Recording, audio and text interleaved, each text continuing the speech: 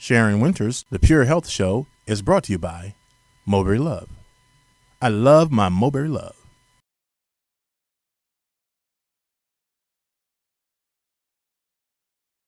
I'm just doing my thing, doing my thing. Oh, you keep painting. I'm just doing my thing. Oh, you keep painting. So I give you solutions, not just here's the problem, but I give you solutions. I'm just doing my 6 in the morning. Yeah, I'm on my dough. And I ain't gonna do And that's why I wrote the book. It took me, it's about 37 to 40 years of research. cause I'm sipping on some hers. Now I'm flourishing, life's an excursion. If you get it, When you isolate a vitamin from its whole food form, it becomes nothing more than an isolated chemical, and your body actually has to work harder to break it down to its molecular structure. feeling so good, so good. And I'm feeling so good. Welcome, everyone, to Get Healthy the Wynters Way. I am Sharyn Wynters, and this is going to be an incredible show. I have my good friend, Debra Poneman, on, and you are just going to love her. I'm so excited, but let me tell you a little bit about her. Okay, after spending the decade of the 70s teaching meditation to thousands and studying with some of the greatest spiritual masters of the East, often in deep meditation for 10 to 12 hours a day and complete silence for weeks at a time, Debra began studying the knowledge of the great masters of Western metaphysical thought. She founded Yes to Success seminars in 1981, sharing 10 radical ideas like everything is energy and your thoughts create your reality. Within a few short years, Debra's seminars were established in cities across the United States and in 7 countries and 4 continents. In 1982, Debra's Yes to Success infomercial was the first in the history of infomercials to offer a self-improvement product, and she regularly appeared on TV, radio, and in print from coast to coast. In 1988, in the midst of negotiations of her daytime TV talk show and with a contract in hand for a major publishing deal, Debra gave it all up and disappeared from the public eye for over 2 decades when she realized she had a greater passion. 25 years later, now a best-selling author and the co-founder of Your Year of Miracles, a mentoring program with students in 36 countries, Debra is back once again, sharing with the world how true and lasting success is really created, starting with the power of the mind. And I am so glad you're back, Debra. I didn't know you in those 25 years of, what did you do? Did you go off to an island in India someplace on top of a mountain? You want to know what I did? I do. Well, it's actually kind of an amazing part of my story. At the peak of my career, as you said, I was about to have my own daytime TV talk show. I was in negotiations with a major New York publisher, and I had corporate clients, McDonnell Douglas, Xerox. I was teaching them these principles of how your thoughts create your reality. Right. Absolutely. And then my baby was born, and I took one look at her, and I thought, you know, I actually was supposed to go to Singapore to do a series of presentations, and I didn't want to leave that child to go to the bathroom, let alone to go to Singapore. Understand that. And that was it. 20 years, I became a mom at home. 18 years, 3 years later, my son was born. So over 20 years, I stayed at home. I understand that. The day I found out I was pregnant, I walked out of my acting class, and that was it. I never, because that became my passion, to have, to raise your children, to have your own, Still to my be passion. there for them. Still my passion. 8 to 10 hours of meditating a day. You certainly didn't do that when you had your children. Actually, I still meditate a long time every day, but the most impressive part was not the 8 to 10 hours of meditation a day, sometimes for 6 months at a time. How did you do that? Talk to me about that. That is absolutely incredible, because I meditate, and I've been meditating for a long time. But 8 to 10 hours a day. Well, nowhere near that. First of all, it was a different time. I mean, are you flying? I mean, do you have wings to do 8 to 10 hours a day? Are you some monk? Well, it's a very interesting thing because I couldn't do it now. And I was also in silence, complete silence, sometimes for a month at a time. I can't stay in silence for like a minute at a time, let alone a month at a time. But it was in the 70s, and I really feel that the energy of that time really supported that silence. Absolutely. It's a different time now. And my teacher at the time, Maharishi Mahashogi, he said, we had all this spiritual superiority. Oh, we're so cool. We meditate. And that's TM, Transcendental Meditation. That was Transcendental Meditation. So that was really the first meditation that came over that we heard about. And isn't that the ones that the Beatles went over to learn about meditation? Yes. So that was in the 70s when they started coming back and meditating. Actually, that was the Maharishi. The Beach Boys were on my teacher training. I was actually in a small group with Mike Love and Al Jardine, and they sang me Happy Birthday on my 20th birthday. Oh, my God. In harmony. In harmony. But what I was going to say about it is that Maharishi said that when we were all puffed up about how important we were meditating all these hours, and he said that it's because basically we needed to do it for the world, and that there is no reason to meditate that long if you want to have self-realization. After we were doing this months at a time, hours and hours and hours, somebody said, how many years do we have to do this in order to obtain enlightenment? And he said, oh, somebody could become enlightened walking down the streets of New York and inhaling the fumes of a bus. Right. It's interesting. It brings back, it reminds me of my journey. There was a woman who told me about Dr. William Donald Kelly, who cured me of cancer, when I was 25 years old. And about 13, 14 years later, I was taking her to see one of my teachers, and we were having this discussion about enlightenment, and we were talking about money. And I said, "Oh, I'm spiritual. I don't want any money, because money would always." It always attracted to me, but I always found a way to get rid of it, because I thought if you were spiritual, that you couldn't have any money. And she looked at me. She goes, "You're really imbalanced, Sharyn." And I went, what do you mean by that? And she said, "Sharyn, the journey isn't to go to India to sit on top of a mountain to meditate. The journey is to be able to go downtown LA in the midst of all the chaos, in the midst of all the noise, and be able to do it." So it's not the not having of the money, it's having it. Money's just an energy. It's just a flow, and what you do with it. How many more people can I help? How many more people can I be of service? That's the journey. So I understand that principle quite well. Yes, and that's why I still believe that everybody should have a profound meditation technique, because when you meditate, at least 20 minutes, take it out in the morning or in the evening or both, what it does is it establishes that silence inside so that you can go into the middle of downtown LA, into the middle of chaos, and you don't lose that inner silence. It's not about going off and living in an ashram the rest of your life, unless that's what you were put on earth to do. Most of us weren't. But what most of us do need, or all of us do need, is silence inside that never goes away. And also to clear yourself of what's going on. It's like, we get up in the morning, we take a shower, we wash our face, we brush our teeth to get rid of yesterday's stuff. Well, we need to do that with our emotions and our minds. We keep having all this old stuff all the time that carries us into the next day, and we don't need to carry it into the next day. So meditation is profound, and there's many different types, and I've tried many different types of meditation. A little bit here, a little bit there, a little bit there. Where I've resonated to is a observational meditation, just to observe my thoughts and just to try to quiet your mind. And it's interesting to me because you know what people say when I say I meditate. Oh, I can't meditate. I go, why can't you meditate? Because I can't sit still. I said, well, but that's the whole thing of meditation. That's why they call it a practice. It's not something that you sit down and be able to do right away, instantly. It's something it's a practice, and the more you practice, the better you become at stilling the mind. It's like, and I'm always mindful of you can only see your reflection in still water. If it's drippy and runny and bubbly, you're never going to see your reflection. And so it's only when you get to see your essence of who you are in stillness. Yes, and everything, like you say, everything can be a meditation.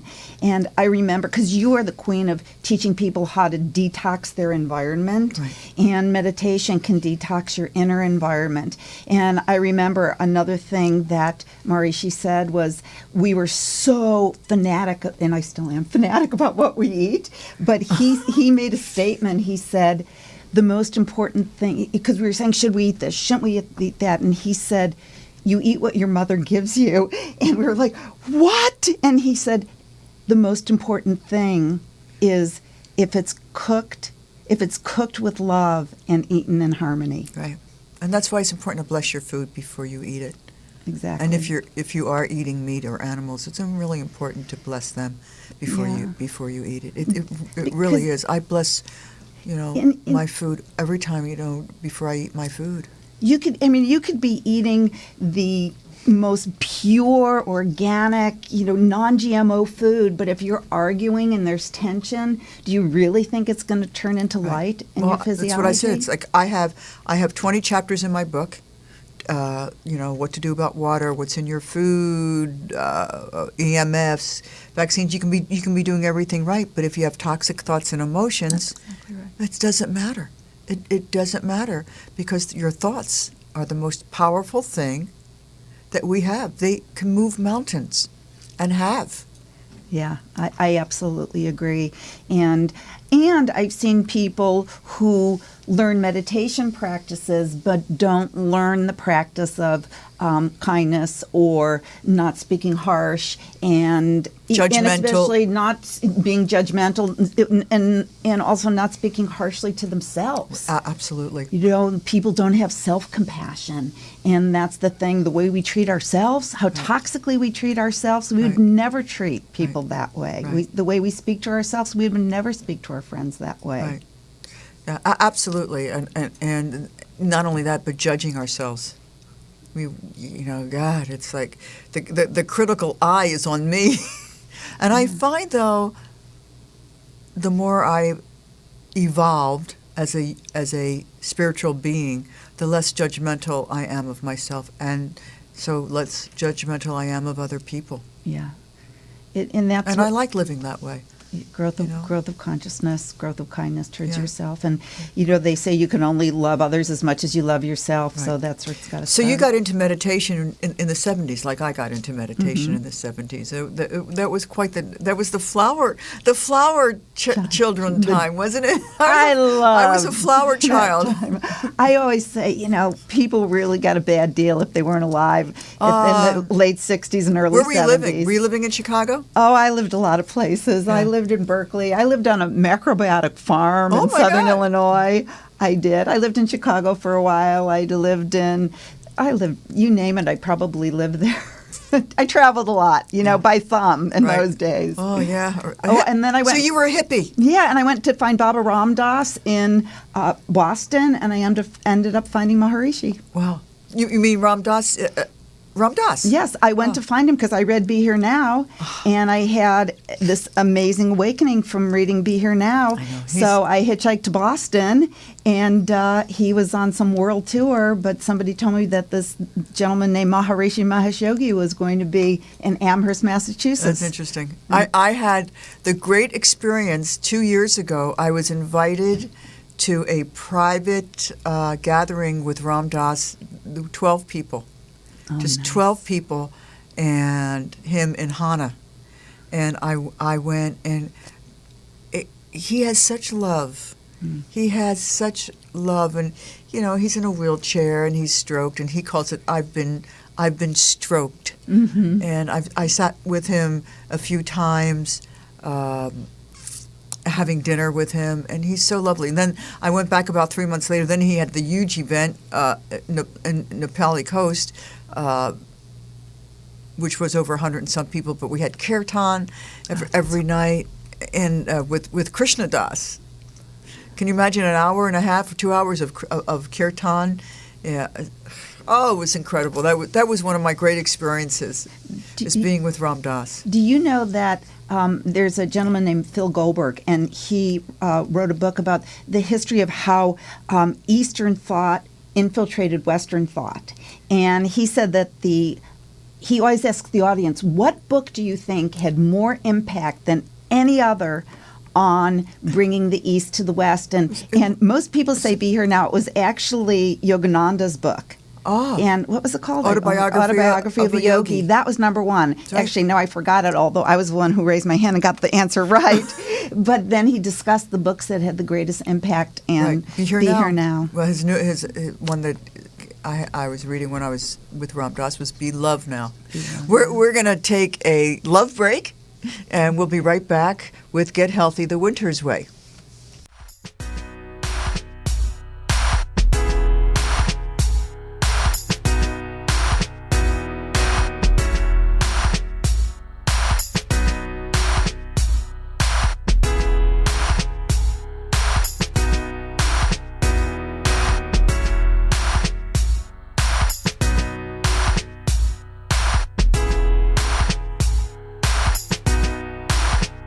It's those big brown eyes, warming my soul, just lifting me up. I know it's my idol. Yeah,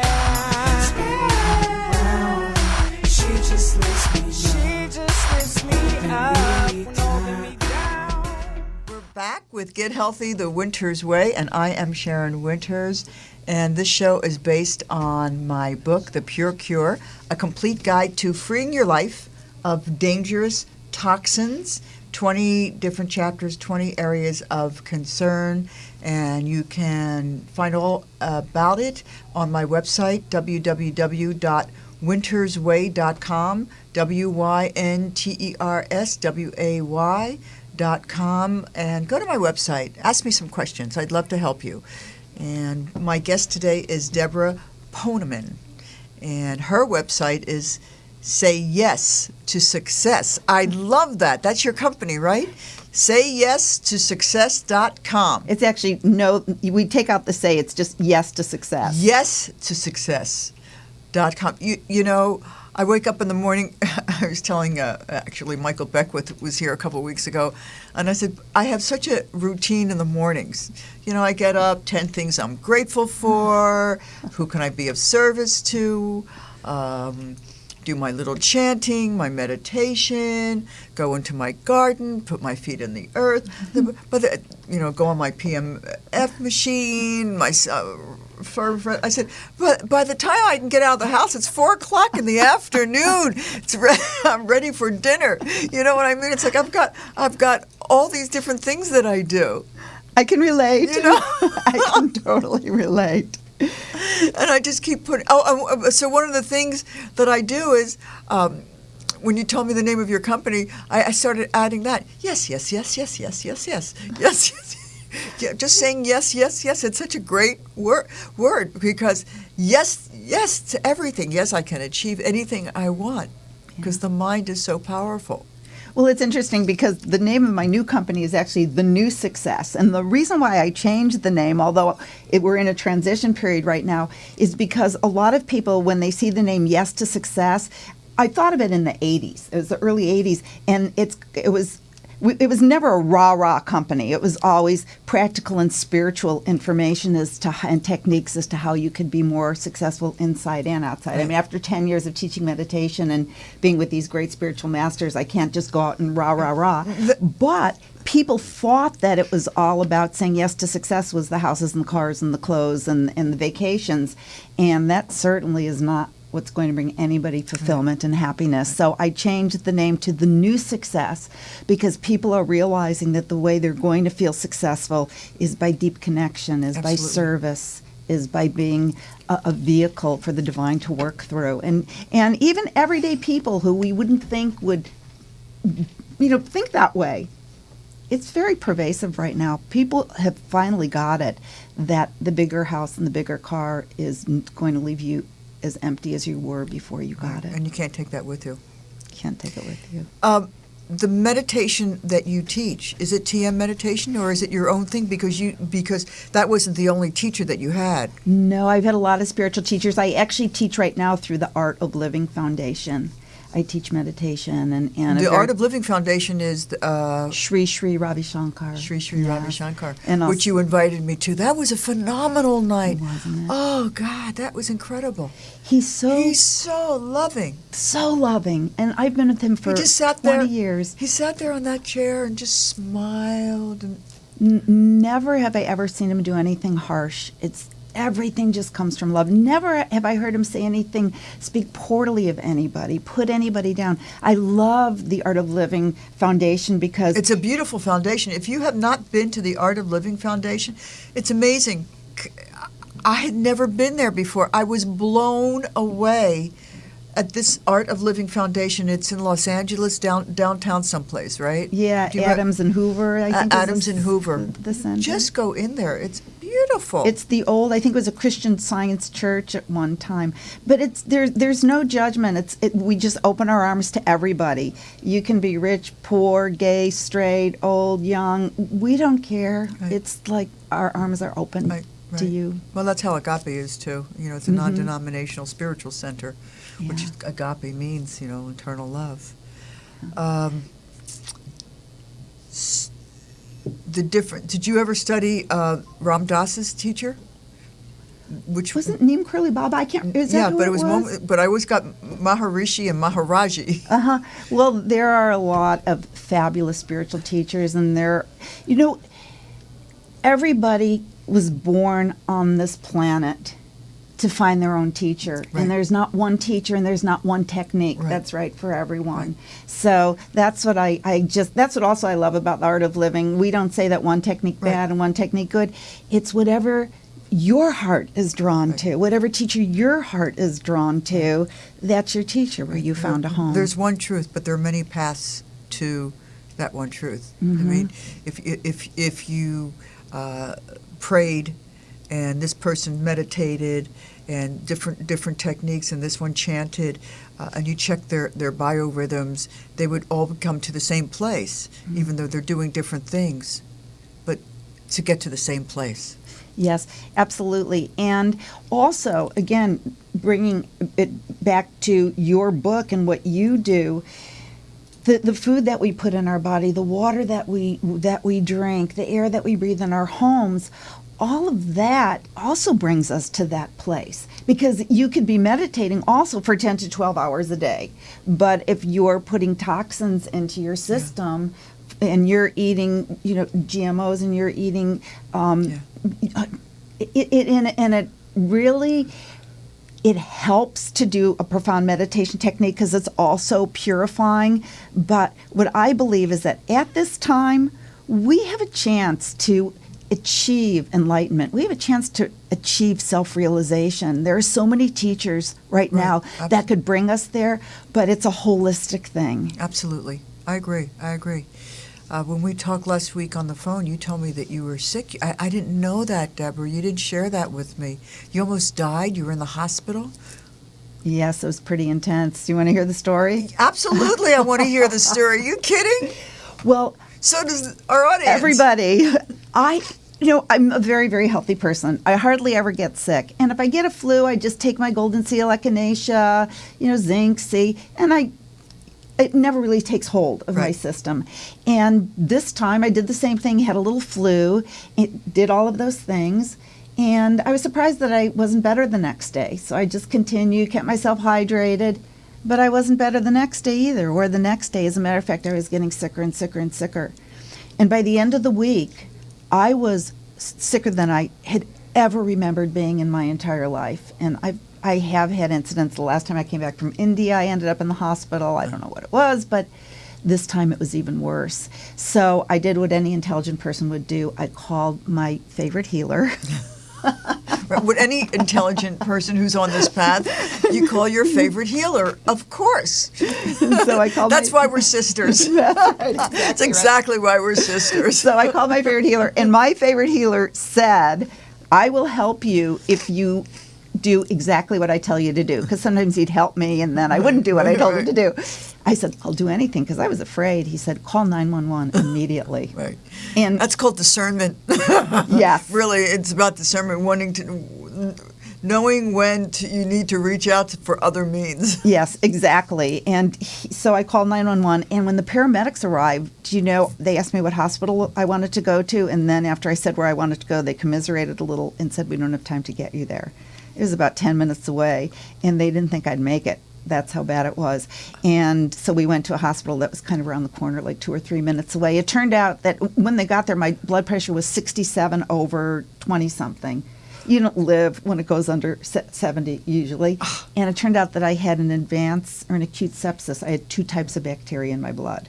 I had E. coli and some other kind of deadly bacteria. So it's really a miracle that I lived. But what happened was, and I guess, God didn't want me in his old heaven, but so I got to the emergency room, and I was lying there, and I saw all the people rushing around, and I knew it was pretty serious. And I closed my eyes, and I felt myself, I thought I could be dying. That didn't scare me. It's just another adventure.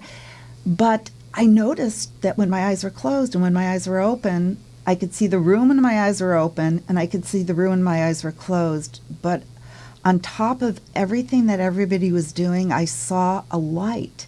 And I saw that the light was moving everybody.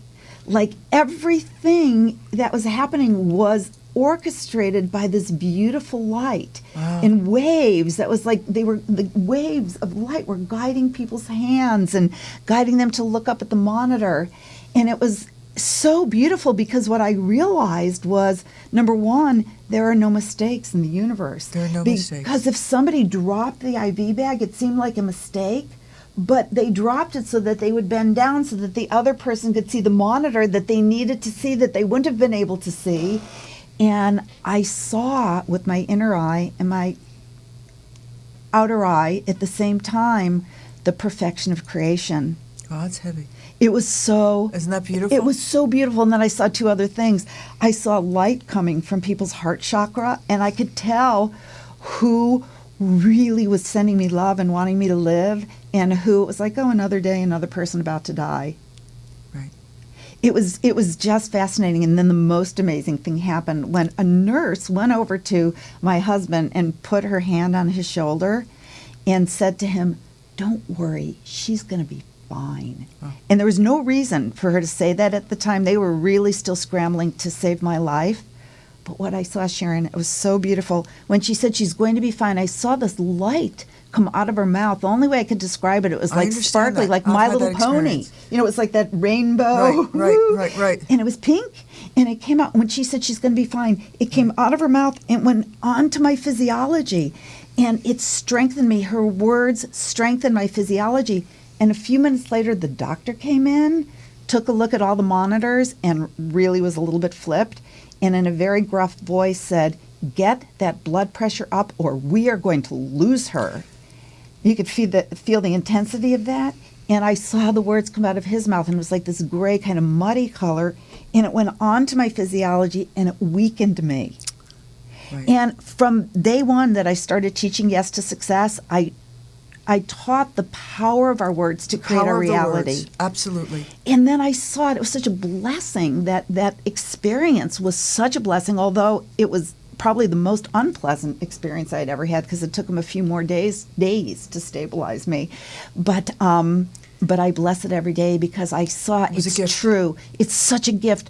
We can create happiness, sadness, wealth, poverty, goodness in our life, or sorrow in our life by our word. I think it was either Catherine Ponder or Florence Shinn who wrote a book, Your Word is Your Wand. It really is. And your thoughts, too. Absolutely. Your thoughts are even more powerful because they're even more concentrated. It's like the atom, and then there's the molecule, or the, what do you call it? Yeah, molecules and atoms and neutrons. It's all these things. The tiny one is the most important, the most powerful, like our thoughts. Right. Whether you think you can or you can't, you're right. You're right. So we create our own reality, and the reality now is I have to take a short break, so we'll be right back with Get Healthy the Wynters Way. Sharyn Wynters, the Pure Health Show, is brought to you by Mulberry Love.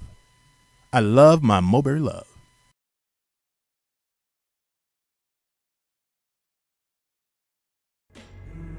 It's not what you hope, 'cause 'cause I just have to let you go, let you go.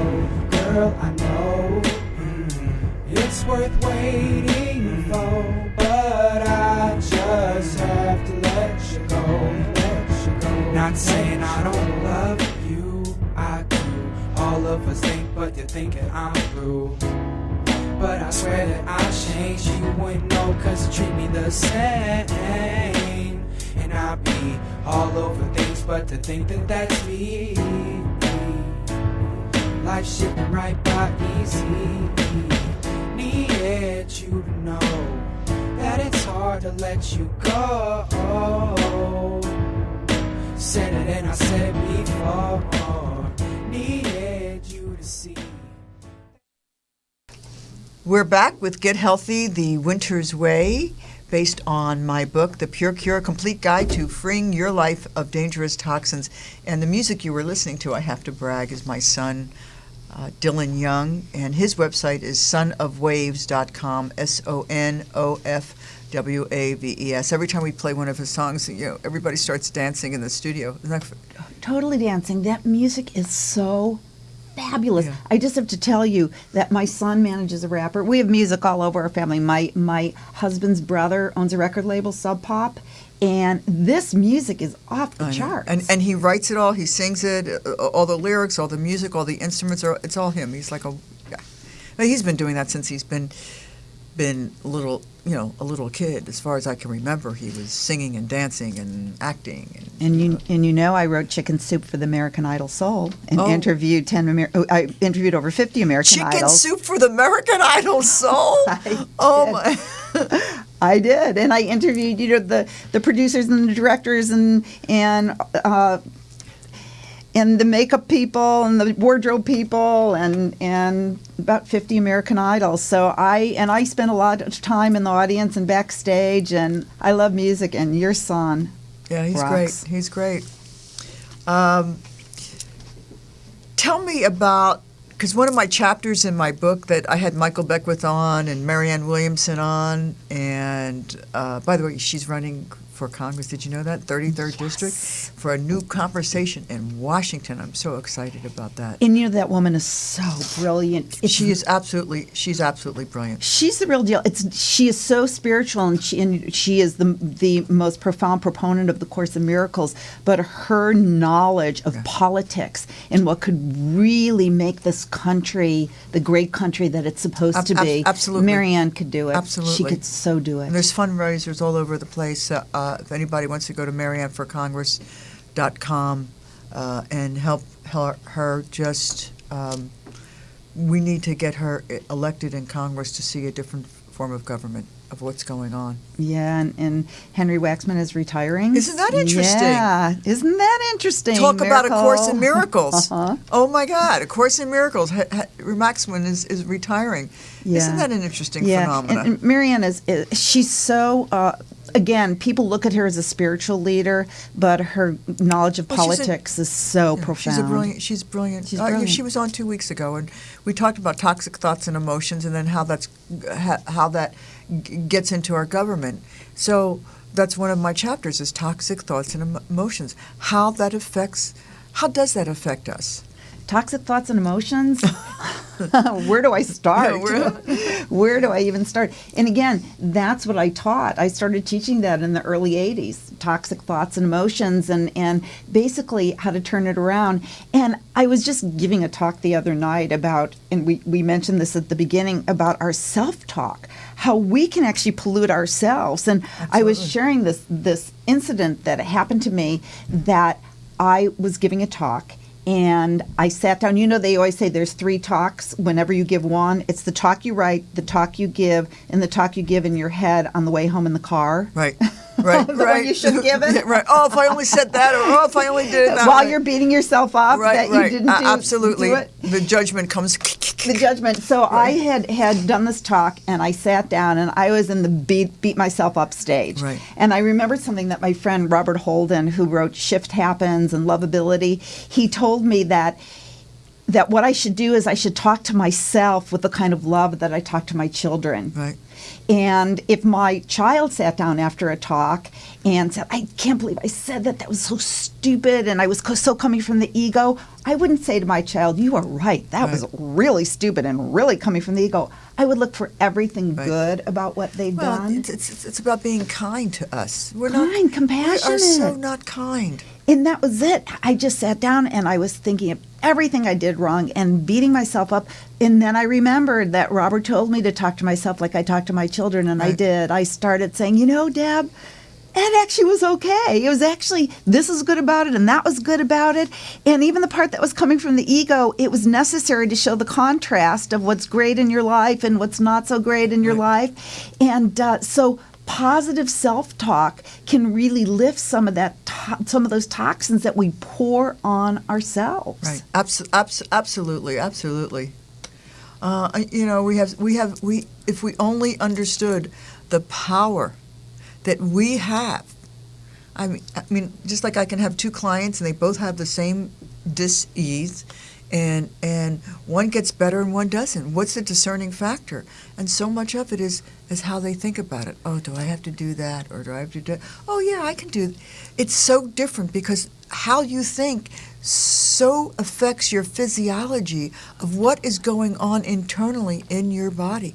It's like your attitude promotes your altitude. How high do you want to go? That's right. And for those of you who are going to hear this, negative thinking actually ages you as well. Yeah.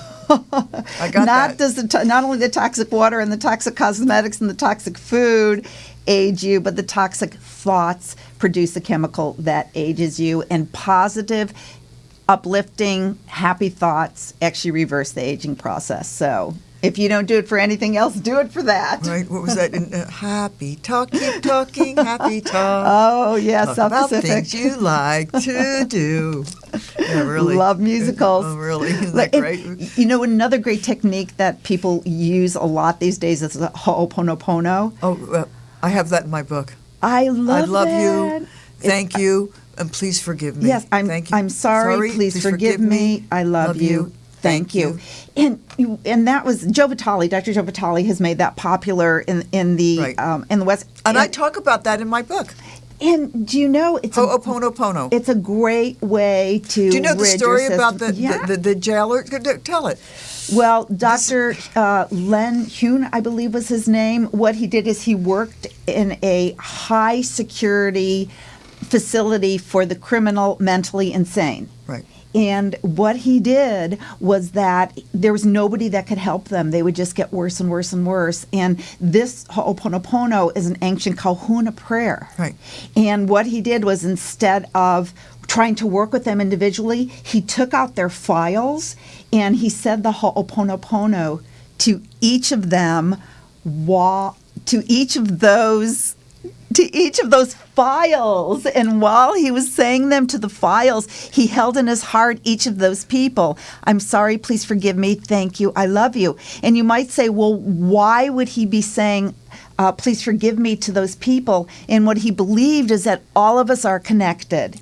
And the fact that these people were in this institution, we all have to take responsibility for it. And the miraculous thing was that as he started doing that, they got better. Right. And more people were able to be released. And within a few years, they actually shut down that facility. And the only thing they did different was Dr. Hune did the Ho-oponopono for several hours in his office each day over each of those files. And that's it's an incredible story, isn't it? And so you really get to understand. Well, they've done so many studies like that with water. You have love. Like on my water, I use like a structured water. So as it's getting structured, I have words on it. I have love, gratitude, forgiveness, kindness, peace, joy. And so that water is being infused with all that. But they did a study with taking water and putting hate, anger, greed, and they could see the change in the crystalline form of the structure of the water. Yes, that was Dr. Masaru Emoto's work. it really was fascinating because when he had these Japanese school children speak to the water. Right. Well, first he took polluted water and unpolluted water, and Right. he showed the difference in the crystalline structure. Right. And then he played music to the water. He would play like heavy metal, and then he would play like something from Mozart. Well, it's the same thing with plants. The same thing with plants. Right, exactly. Will thrive with classical music. That's Beautiful why my music. plants do so well. Right. Me too. I actually play chant. I play Me too. like Saraswati Saraswati. and Kirtan. Lakshmi and Right, and that's it. some. But anyway, but Dr. Emoto, after he played the two types of music, then he thought, what about words?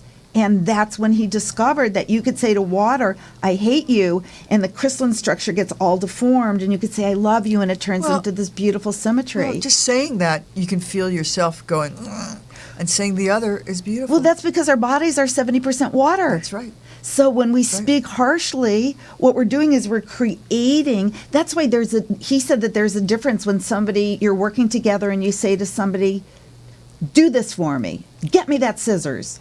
It creates that in their physiology and yours. But if you say, do you mind doing this for me? I would love it if you could get me that scissors. So there's so much that we could do How to we talk. contribute to the world. And I wanted to say, when you were back in the hospital, one of the things I tell my clients and my friends, if you ever get any kind of surgery, you make sure you talk to that doctor, and you make sure that you tell them that when I am out, that you only want positive and loving conversations in that operating room, because that anything they say is going into your subconscious, and it's a great time for the doctors to say healing things to recuperate faster. That would work, and that's being done, isn't it? Oh, yes. Oh, yes. As a matter of fact, there's this amazing woman named Lynn McTaggart, and she's from England, and she's the founder of the Intention Experiment. And what she did is she has done a lot of different experiments. Over 30,000 people from I don't know how many countries around the world have participated. But what she's done is she's gathered groups of people together, and they've put their attention, for example, on Afghanistan. And while they were putting their attention with love on Afghanistan, the war statistics, how many fatalities there were, went way down, in some cases over 700%.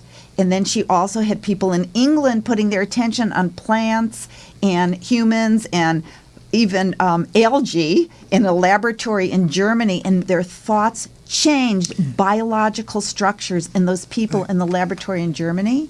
And now she does it with people. She calls it the groups of 8, where they put their attention on other people's happiness and success. It's also prayer. It's prayer. It's a form of prayer. It's a form of prayer. And prayer is powerful. Yes. I pray every day. And talk to me the difference between prayer and meditation. Well, the type of meditation that I do mantra meditation. So, and mantras are sounds that have a specific effect on the nervous system. Right. So what I teach through the Art of Living Foundation is we give each person a mantra that's specifically chosen for them, and using the mantra in the proper way that we teach them allows the mind to spontaneously settle down. Even if you have a totally monkey mind, it allows, the mantra itself has a soothing effect. It allows the mind to settle down, allows the physiology to settle down. You gain that state of deep, profound rest, and at the same time, because the rest is so profound, stress is released from your physiology. You feel more centered. And then it's like when you pray after your meditation, it's like dropping a seed into fertile soil. Oh. So Fabulous. That's what I do. I do my visualizations and my prayers after my meditation, and I feel that that's the most powerful time. Absolutely. So your Yes to Success, which is now the New Success, do you teach the meditation in the New Success? I don't teach the meditation, but I strongly recommend that people learn a meditation technique.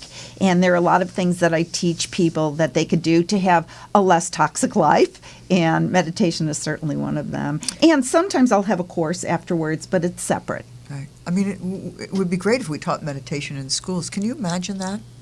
They do. The Art of Living goes into schools. The Transcendental Meditation program is taught in schools all over the Well, world. it needs to become more. It needs to become We more. have something called, Youth Empowerment Seminars that we teach through the Art of Living Foundation, and then we have YES for schools. Yes for schools, Youth Empowerment Seminars for schools. We go into prisons. We have the Prison Smart program. So Art of Living is really going into all sectors of society. We have a program for soldiers who come home with post-traumatic stress disorder in the Art of Living. So And if anybody's interested, just Google Art of Living. artofliving.org. artofliving.org. We're going to take a short break, and we're going to be right back.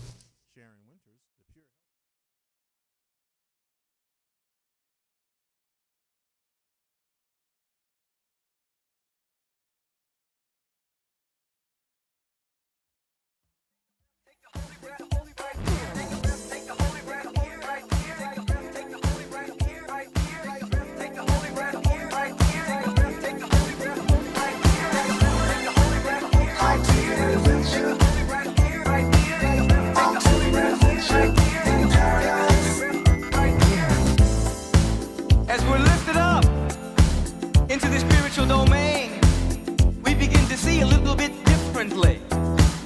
There's a broadcast going on. This broadcast comes from within you. There's a song singing in you. There is something within you that wants to express. There is something within you that wants to come forward. You are anointed and appointed by the Spirit as the image and likeness of divine and ultimate reality. As we bank in that domain, we bring heaven to earth as a spiritual practice. Wake up and say to yourself, I'm taking an adventure in paradise. And guess what? I'm taking you with me. I'm activating my spiritual stimulus package. I'm taking an adventure in paradise. Your stimulus package.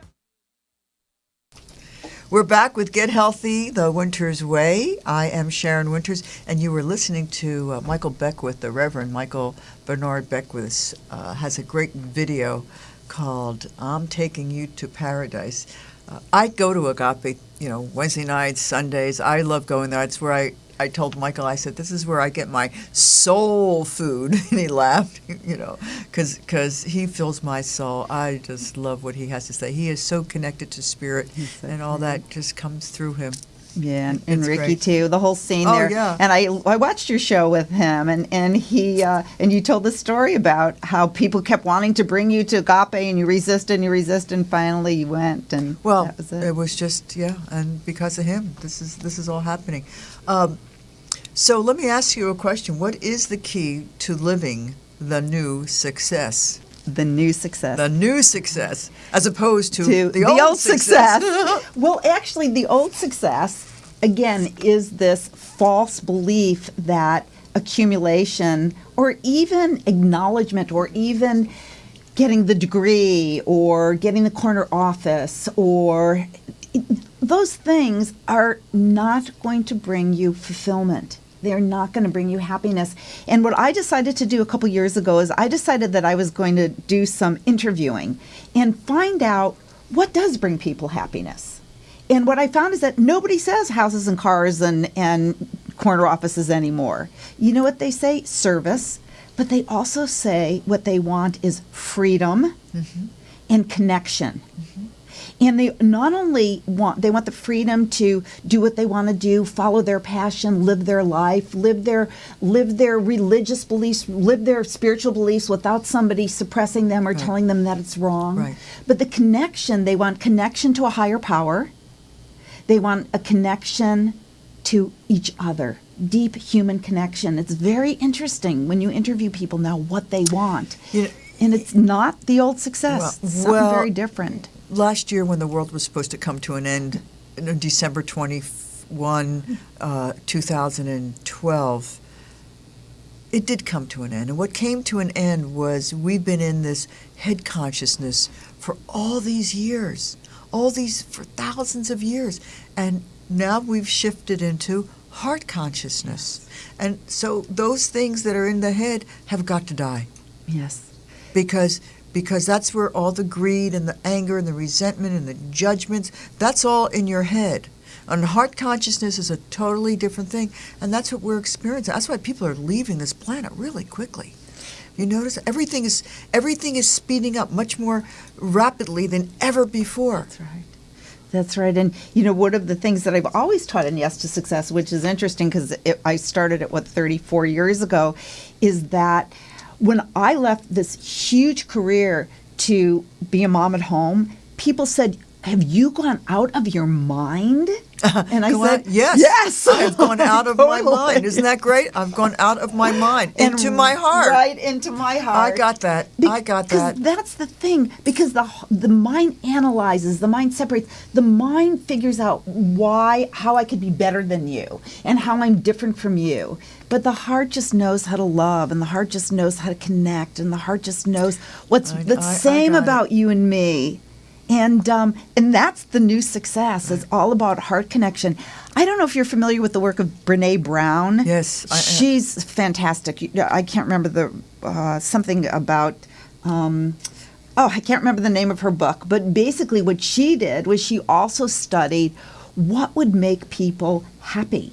And what she found, first she studied what people were afraid of. Same thing. It's not snakes. It's not death. It's not public speaking. They're afraid of living their life without having love, without having deep, profound human connection. But the other thing that they're afraid of is showing themselves, of being vulnerable. And what's interesting is that the path to love is being imperfect. That's what her book is, Gift of Imperfection. Okay. If you can allow yourself to say, I screwed up, I'm really sorry. If you could allow yourself to say, I need help. If you could allow yourself to say, I'm sad, I'm scared. If you could ask your partner to hold you, if you could ask your partner for sex, if you could say to somebody, I love you, with no guarantee that they're going to say, I love you back, that vulnerability, that's what is the portal to everything that you want. Okay. That is a portal. But instead, we numb ourselves with drugs, with food, with alcohol, with needing to be right, with needing to be perfect. And that's what's keeping us away from deep human connection. Right. And if we could we're so imperfect. afraid of admitting to mistakes. And look at our court system. Everybody's, it's okay to not be right. Do you want to be right? Or do you want to be happy? Or do you want to be happy? And this is the ultimate being right or being happy, because Brené Brown talks about the gift of imperfection. Allow yourself to be imperfect. Well, what was that? Deborah Ford's Dark Side of the Light Chasers. I loved that book. Absolutely. Okay, so love your dark side. We all have a dark side, and how that can work for you. Right. And nobody's perfect. I mean, newsflash, we're human. And humans make mistakes, and humans screw up. And embrace it. Yeah. Let yourself exhale. But we all walk around, for the most part, in this mask of who we want people to think we are, and then we feel guilty because we're showing something that's not really us. And that's it. And it's coming to terms with who we are and being able to be vulnerable. It's a really hard thing to really be vulnerable, and so especially for women now, because we've had to have a role of being this businesswoman, and so we've had to put our vulnerability away. But it's time to bring it out. Okay, it's been away too long. We need to become vulnerable. Yes. And you could take baby steps. If it seems scary, just when you make a mistake, say, that was me. Don't blame it on somebody else. Or if somebody else has an idea, instead of pretending it was your idea, give that person credit for the idea. There's little things that you can do which allow you to be imperfect, allow you to be vulnerable. Just start with those little things, and then the path will be paved for that real, true success. And that's one of the things I do in the morning. It says, who can I be of service to? Because when you say, who can I be of service to, the attention goes on the other person, not on me. Yes. So if I stand in that light of who can I be of service to? That's so beautiful. I'm going to start doing that, because what I always do in the morning. Where can I go? What can I do? And who can I help to whom? Because I always say, let me be a vehicle for your will on earth. Absolutely. But I love that, and I'm going to add, and who can I be of service to? Who can I be of service to? Please, God, bring people into my life that I can be of service to. Yeah. And then it just changes the dynamic, because it's not about me then, it's about them. So I, kind of live my life listening to people's needs, wants, dreams, and desires, and see if I can help them. Yes. And ask. Yes. Not ask. You have a course called The Year of Miracles? Your Year of Miracles. Tell me about that. I want to know about that. Well, Your Year of Miracles actually starts at the beginning of the year. So now we're putting a list together for 2015. We have 1,800 people. Oh, my from God. all over the world, 38 countries. I teach it with Marcy Shimoff, who is the author of Happy for No Reason, Love for No Reason. She was a featured teacher in The Secret. And basically what we do is every month is dedicated to bringing miracles into our lives in a different area.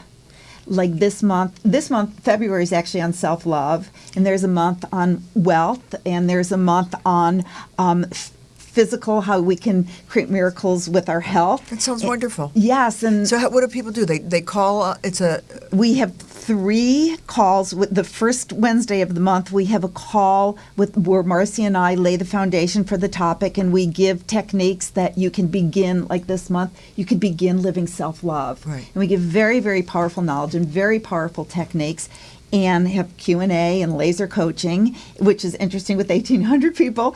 And then the second week, we have guest experts. Like we have this month, it's going to be Catherine Woodward Thomas, who wrote Calling in the Wand and is a co-founder of Feminine Power. Last month, it was Marsha Weeder, who is the founder of Dream University, because it was on Creating Your Vision, was January. But we're going to have Dr. Joe Vitale, Ho-oponopono. We have Dr. John Gray. We have great. Janet Atwood of the Passion Test. We have Muriel Hemingway. We have all these So different can experts. somebody, if they didn't start in January, come into it? Well, we are, in fact, closing registration. Actually, we closed registration at the end of the first week in February. Really? So there has to be a waiting list now for 2015. Nuts! But can somebody go is there a website? Yes, youryearofmiracles.com. youryearofmiracles.com, and see what you're missing and what you can sign up for the future. Who knows? We might come up love with that. something that we can do mid-year. We're always thinking of ways that we can support people. So I have a question for you. So if there's one thing that you could do differently that would affect positive, supportive energy in our lives, what would that be? And that's our last question. So let's leave them with, what was that one thing that people can do? One thing is everything.